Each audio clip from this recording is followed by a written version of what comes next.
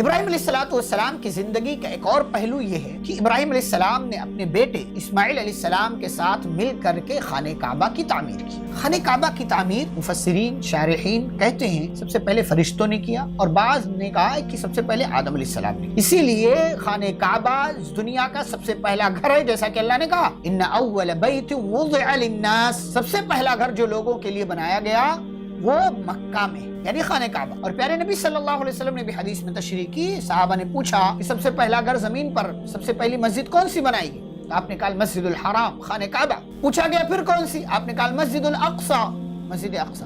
کہا کم بینہما، دونوں کے درمیان کتنا فاصلہ ہے، کتنی مدت، دونوں کے درمیان کتنا فرق ہے؟ آپ نے فرمایا 40 سال۔ تو اگر ہم یہ مان لیں کہ سب سے پہلے ابراہیم علیہ السلام نے خانہ کعبہ بنایا، اور یہ مان لیں کہ سب سے پہلے مسجد اقصی سلیمان علیہ السلام نے بنایا، تو ابراہیم اور سلیمان کے درمیان بہت لمبا فاصلہ، بہت لمبا فاصلہ، 40 سال کی مدت نہیں، لمبا فاصلہ۔ تو اسی لیے بعض مفسرین نے کہا کہ دونوں کی بنیاد فرشتوں نے رکھی، یا بعض نے کہا کہ دونوں کی اصل بنیاد آدم علیہ السلام نے رکھی، اور دونوں کے درمیان 40 سال کا فاصلہ۔